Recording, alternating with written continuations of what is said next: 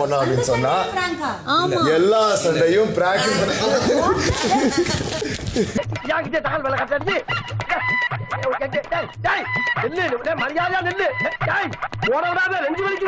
Hello jolly talkies மக்களே, வீடியோக்குள்ள போறதுக்கு முன்னாடி ஒரு விஷயம், எனக்கு ஒரு டவுட். எப்பவுமே வந்து 24x7 வந்து சனிக்கிழமை, அதாவது நேத்து வந்து மதியம் வரைக்கும் ப்ளே பண்ணுவாங்க லைவ்ல. ஸோ அதுக்கப்புறம் தான் கட் பண்ணிட்டு ரீகேப் பண்ணுவாங்க. ஆனா இன்னைக்கு காலையில இருந்தே ரீகேப் தான் ஓடிட்டு இருக்கு. ஸோ ஏன் லைவை கட் பண்ணாங்கன்னு தெரியல. அது மட்டும் இல்லாம எப்பவுமே வந்து சனிக்கிழமை எபிசோட ஸ்டார்ட் பண்றதுக்கு முன்னாடி வெள்ளிக்கிழமை நிகழ்வுகள் பார்க்கலாமா அப்படின்னு சொல்லி உள்ள போய் கொஞ்ச நேரம் காட்டுவாங்க. அட்லீஸ்ட் ஒரு 3 to 5 நிமிஷமாவது காட்டுவாங்க. ஸோ நேத்து அதை கூட காட்டல, அதை பத்தி எதுவுமே சொல்லல, டைரக்டா வீட்டுக்குள்ள போயிட்டாங்க. அப்படி என்ன சம்பவம் நினைச்சது எதுவுமே தெரியல. ஒருவேளை உள்ள பெரிய சம்பவம் நினைச்சா என்னன்னு தெரியல, இல்லனா லால் சலாம்ல ஆடு தொலைஞ்ச மாதிரி தொலைச்சிட்டாங்களான்னு தெரியல. என்னிடம் வராதீர்கள் தம்பிகளே, சரி சரி வகுந்து விடுவேன். சரி, ஓகே. நேத்துல எபிசோட்ல என்னென்ன நடந்துச்சு எல்லாத்தையுமே நம்ம 1 by 1 பாத்துருவோமா? வாங்க வீடியோக்குள்ள போலாம்.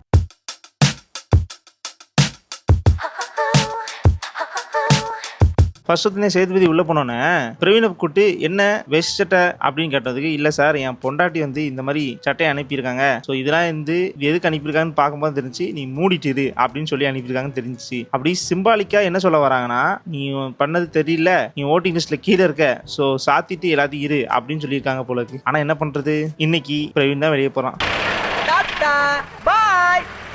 அது மட்டும் இல்லாம இந்த இன்ஸ்டாகிராம்ல நிறைய பேர் சும்மா உருட்டிட்டு இருக்காங்க. என்ன உருட்டிட்டு இருக்காங்கன்னா, இந்த ஆண் பாவம் பொல்லாதது படத்தோட டீம்ல சபரி இருந்திருக்காரு, ஷார்ட் மியூசிக்ல வந்து அங்க வந்து பெர்ஃபார்ம் பண்ணிட்டு அதுக்கப்புறம் திருப்பி வீட்டுக்குள்ள வந்துட்டாரு அப்படி இப்படின்னு சொல்லிட்டு இருந்தாங்க. ஓ, அது பெரிய ரெக்கார்ட் ஷோயா? அந்த நாலேஜ் கூட எல்லாம் இருக்கீங்க. ஓப்பனா விஜய் டிவிலேயே போடுவாங்களா?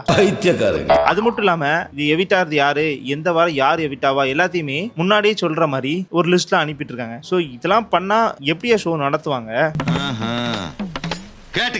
அங்க ஸ்கிரிப்டர் கிடையாது, ஆனா ஒவ்வொரு சில விஷயத்த மட்டும் சொல்லுவாங்க. நீ இங்க ஏதாவது கண்டென்ட் கொடுக்கணும், கண்டென்ட் கொடுக்காம இருந்தா உன்னை வீட்டு விட்டு வெளியே அனுப்பிடும், இந்த மாதிரி சொல்லுவாங்க. தவிர நீ இதை தான் பண்ணணும், நீ இப்ப சண்டை போடு, நீ இப்ப கத்து அப்படிலாம் சொல்ல மாட்டாங்க. ஜென்ரலா இருக்கிறத சொல்லுவாங்க. அதுதான் அவங்க டாஸ்காவும் வைப்பாங்க. ஸோ அந்த டாஸ்க் மூலியமா சிலவரத்துக்கு சண்டை வந்து மூட்டி விட மாதிரி ஆகும். மற்றபடி இவங்க ஸ்கிரிப்ட் பண்ணல. இதை சொல்லி முடிக்கிறதுக்குள்ளேயே டைம் ஆயிடுச்சு. ஸோ நம்ம இன்னைக்குள்ள எபிசோட்ல என்ன நினைச்சிட்டு கொஞ்சம் ஸ்பீடா பாத்துருவோமா? அதுக்கு தானே வந்தேன். பிரஜின், கமருதீன், பிரவீன் 3 பேர்த்தையும் உட்கார வச்சுட்டு நீங்க அமைதியா இருங்க, மத்தவங்களாம் சொல்லட்டும் அப்படின்னு சொல்லிட்டு ஓவராலே கூட்டு கேட்டு இருந்தாங்க. அதுல வினோத் எந்திரிச்சு, சார் நான் சொன்னேன் சார், இந்த மாதிரி ரெக்கார்டு வாங்கிட்டு வெளியே போறாத, நீ ஒரு கனவோட வந்திருப்ப அப்படின்னு நான் அட்வைஸ் எல்லாம் பண்ண சார் சொன்னதுக்கு, ஏன் உங்களோட அட்வைஸ் எல்லாம் ஒரு ஆளை மட்டும் நோக்கி இருக்கு? உங்களோட ஃப்ரெண்ட்ஷிப்பை நான் பாராட்டுறேன், ஆனா பட் இருந்தாலும் இந்த வீட்டுக்குள்ள அது பண்ணக்கூடாதுல, மத்தவங்களாம் பாவம் இல்லையா அப்படின்னு சொல்லி அவரை கலாச்சிருப்பாங்க.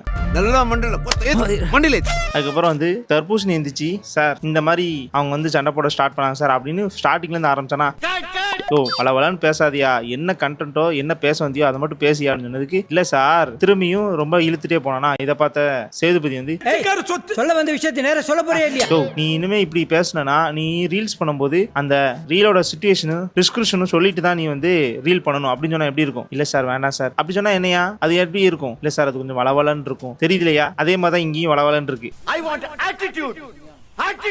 ஓ ஒழுங்கா பேசியனுக்கு திரும்பியும் அதே தான் ஆரம்பிச்சான். சொல்லி பிரோஜனம் சொல்லி உட்கார வச்சிட்டாரு.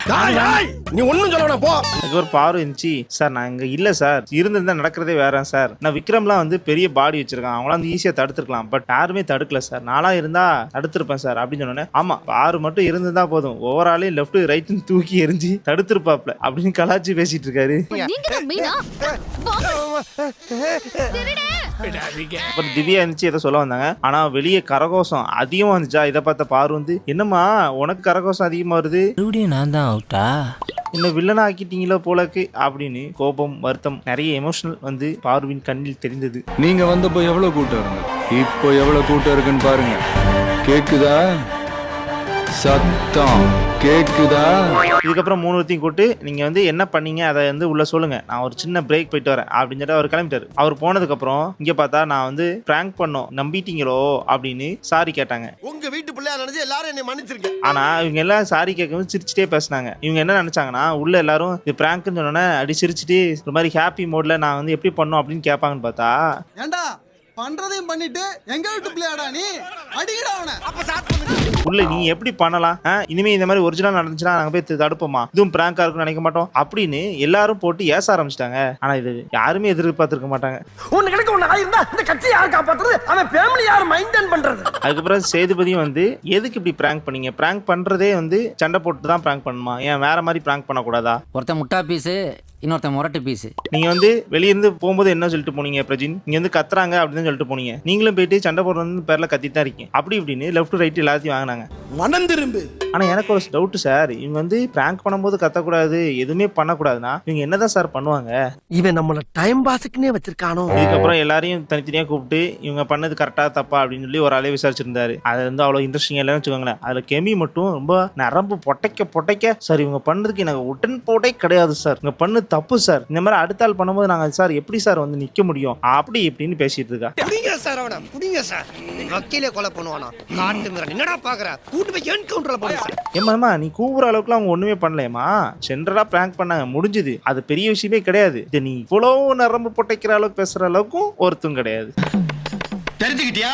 அதுக்கப்புறம் பிரேக் விட்டு போனாரு சேதுபதி. ஆனா அந்த பிரேக்ல வந்து சாண்ட்ரா பார்த்து தர்பூசணி வந்து, அக்கா இது பிராங்க் கிடையாது, இது ஒரிஜினல் நடந்ததுதான், ஆனா இது வந்து ஷோக்கு ஏதோ கெட்ட பேர் வந்துரும், சோ அதனால இதை பிராங்க் நீங்க சொல்லுங்க, நீங்க சமாதானம் ஆயிட்டீங்கல்ல, சோ பிராங்க்னு சொல்லி சமாளிச்சிருங்க அப்படின்னு பிக் பாஸும் விஜய் சேதுபதி சொல்லியிருப்பாரு. சோ அதனாலதான் நம்ம கிட்ட பிராங்க்னு சொல்றாங்க அப்படின்னு இது சிரிக்காம உட்காந்து தர்பூசணி வந்து பேசிட்டு இருக்கு.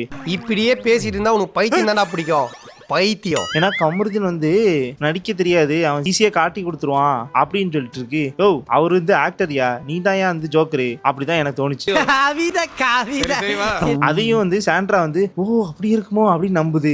எவ்வளவு பெரிய முட்டாளா இருந்தா இப்பதான் புரிஞ்சது. இதை பார்த்தா சேதுபதி வந்து உள்ள வந்தோடனே தர்பூசணி நில்லுங்க, சாண்ட்ரா நில்லுங்க. ஆமா தர்பூசணி மட்டும்தான் இந்த பிக் பாஸ்ல என்ன நடக்கும் என்ன நடக்க கூடாது எல்லாத்தையுமே கரெக்டா சொல்லுவாங்க. எப்படி சார் கண்டுபிடிச்சிங்க? எங்களுக்கே தெரியாது சார்.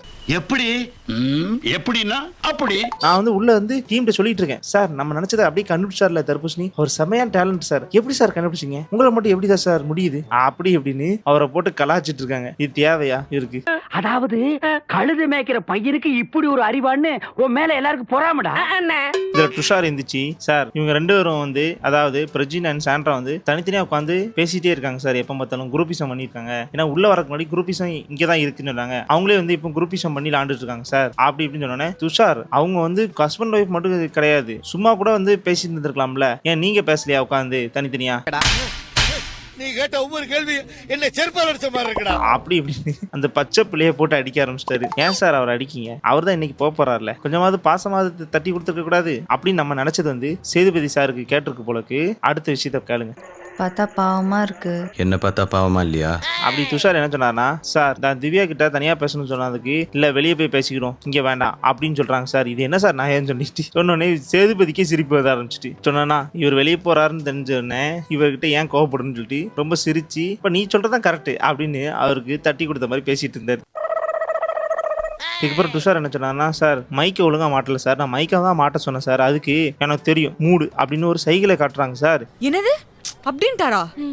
அப்படின்னு சொன்னா ரொம்ப கஷ்டமாச்சேடி. இதுக்கு நான் என்ன சார் பண்றது அப்படின்னு சொன்னதுக்கு, திவ்யா நீங்க வந்து அவங்க கூட விளாடுற ஒரு கண்டஸ்டன்ஸ் தான், நீங்க வந்து அவருக்கு பாஸ் கிடையாது அப்படி இப்படின்னு பேசிட்டு நீங்க சொல்லுங்க என்ன சொல்ல போறீங்க அப்படின்னு கேட்டதுக்கு, சார் என்னைய கேக்குறீங்க அப்படின்னு அந்த கேள்வியை திருப்பி விடுது. சாருக்கு எவ்வளவு கடுப்பாகும், யோ இவ்வளவு நேரம் பேசிட்டு இருக்கேன் இங்கேயோ வந்து கவனத்துல இருக்கியா அப்படின்னு கேட்டதுக்கு, ஆமா சார் அவங்க சொன்னதுக்கு நான் ப்ராசஸ் பண்ணிட்டு இருந்தேன் அப்படின்னு பேசிட்டு இருக்கு இந்த பீஸ். இங்க கிளாஸ் நடக்கும் போது மைண்ட் இங்க இருந்தா தானே படிக்கணும்டா நீ. ஏன்னா திருப்பி பதில் சொல்றேன்னு பேர்ல உழம்பிக்கிட்டே இருக்காங்க, ஏதோ சொல்றாங்க. அப்பெல்லாம் தோணுச்சு, ஏமா நீ இங்கதான் இருக்கியா இல்ல வேற யாராவது உன் உடம்புக்குள்ள இருக்காங்களா அப்படிதான் தோணுச்சு. பெருமை பண்ண இல்லம்மா எனக்கு என்னமோ ஆகுது. ஒரு சிறிய இடைவேளைக்கு பிறகு நான் மீண்டும் வந்து உங்க எல்லாரையும் சந்திக்கிறேன். நன்றி, வணக்கம். இதுக்கப்புறம் பிரேக் விட்டு போனார்ல, அந்த கேப்ல போய் பாரு வந்து கமருதீன் கிட்ட நீ பிராங்க் நீ எப்போ என்கிட்ட சொல்ல போற அப்படின்னு ஒரு மாதிரி ஜோரா கேட்டாங்க. அதுக்கு வந்து எது இந்த பிராங்கை பத்தி பேசுறியா இல்ல நம்மளுக்குள்ள நடந்த விஷயத்த பேசுறியா? ஏய் பிராங்க் மட்டும் தான் ஏன் பண்ணோம், நம்மளுக்குள்ள நடக்கிறதெல்லாம் புனிதமானது புனிதமானது புனிதமானது அப்படின்னு சிரிச்சிட்டு சொன்னாரு. அந்த ஒரு பொண்ணு தான் அதா இல்ல இந்த பொண்ணு தான் இதா இல்ல ரெண்டுமே சேர்ந்து அது இதா? ஸோ இதுக்கப்புறம் எவிக்ஷன் டைம் அப்படின்னு சொல்லிட்டு டக்குன்னு ரொம்ப வளவளன்னு இழுக்காம ஒன்னா உட்கார வச்சுட்டு நிறைய பேர் இருந்தாங்களா, ஓராளையா நீ சேவ் நீ சேவ் நீ சேவ்டு அப்படின்னு சொல்லிட்டே இருந்து கடைசியில துஷார் தான் வெளியே போறான்னு சொல்லிட்டு கார்டு எடுத்து காட்டிட்டு அவனை வெளியே அனுப்பிட்டாங்க.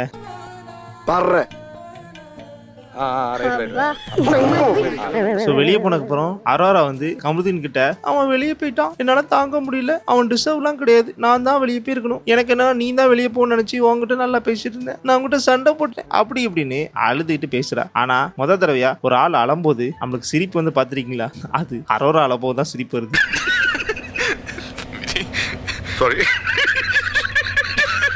ஸோ அதுக்கப்புறம் வந்து துஷார் வந்து வெளியே போகும்போதாவது அமைதியாக போயிருக்கணும். என்ன சொல்கிறான்னு கேளுங்க. ஒரே ஒரு விஷயம் கைஸ், தப்பா எடுத்துக்காதீங்க. அரோரா வந்து என்னோட பெஸ்ட் ஃப்ரெண்டு மாதிரி வீட்டில். அது ஏன் அப்படி வெளியில தெரியுதுன்னு தெரியல. ஸோ இதை பார்த்த சேதுபதி வந்து உனக்கு உன் வாய் தாண்டா கேடு, நீ வாயை மூடிட்டு கிளம்பு அப்படின்னு சொல்லிட்டாரு. இது நாரவாயி. அதுக்கப்புறம் கடைசியாக வந்து பாரு வந்து கேமரா முன்னாடி வந்து, அம்மா நான் பண்ணது எதுவுமே வந்து தப்பாக போயிருக்கான்னு என்னன்னு தெரியல, நான் வெளியே வந்து எக்ஸ்பிளேஷன் பண்ணுறேன், நீ என்னை நம்புறேன்னு நினைக்கிறேன், நான் எது பண்ணாலும் நீ சப்போர்ட் பண்ணுவேன், நான் எதுவும் தப்பாக பண்ணலை, நான் வெளியே வந்து உன்னை எக்ஸ்பிளேஷன் கொடுக்குறேன் அப்படி இப்படின்னு ரொம்ப அழுது அவங்க அம்மா கிட்ட ஃபீல் பண்ணி பேசிட்டு இருக்கா பாரு. இதெல்லாம் ஓகே தான், ஆனால் இதெல்லாம் முடிஞ்சிட்டு ரிட்டனும் வீட்டுக்குள்ளே போயிட்டு கமருதீன் கிட்ட ரொம்ப பசிக்குது அப்படிலாம் பேசினா போட்டு ஒரே வெட்டு. எப்படி ஒரே வெட்டு? ஸோ ஸ்டார்டிங் சொன்ன மாதிரி இன்னைக்கு 2வது எவிக்ஷன் வந்து பிரவீன் தான். ஸோ ஆனால் பிரவீன் வந்து இப்போ தான் கொஞ்சம் கஷ்டப்பட்டு கொஞ்சம் டாஸ்க்லாம் பண்ணி வெளியே தெரியுற மாதிரி நல்ல விஷயத்த பண்ணிட்டு இருந்தான். ஆனால் அவர் நல்ல பிளேயரும் கூட. பட் அங்கே பெஞ்சு தேய்ச்சிட்டு நிறைய பேர் உட்காந்துருக்காங்க, அவங்களெல்லாம் வெளியே அனுப்பியிருக்கலாம். எதுக்கு பிரவீன் அனுப்புறாங்கன்னு தெரியல. ஸோ இந்த எவிக்ஷனை பற்றி நீங்கள் என்ன நினைக்கிறீங்களோ கமெண்ட் பாக்ஸில் லீவ் பண்ணிட்டு போங்க. ஓகே, இன்னைக்குள்ள வீடியோ அவ்வளோதான். உங்களுக்கு இந்த வீடியோ பிடிச்சிருந்துச்சா பிடிக்கல எல்லாத்தையுமே கமெண்ட் பாக்ஸ் லீவ் பண்ணிட்டு போங்க. உங்களுக்கு என்ன சஜஷன் இருந்தாலும் அதையும் கமெண்ட் பாக்ஸ் லீவ் பண்ணிட்டு போங்க. நம்ம அடுத்தடுத்த வீடியோவில் அதை ரெக்டிஃபை பண்ணிட்டு உங்களுக்கு வீடியோ குவாலிட்டியாக வரும். ஸோ மறக்காமல் இந்த சேனலை சப்ஸ்கிரைப் பண்ணி வச்சுக்கோங்க. பக்கத்தில் இருக்க பெல் ஐக்கானும் அழுத்திக்கோங்க. அடுத்த ஒரு நல்ல வீடியோவில் வந்து சந்திப்போம். நான் தான் உங்க ஜாலி. பாய்.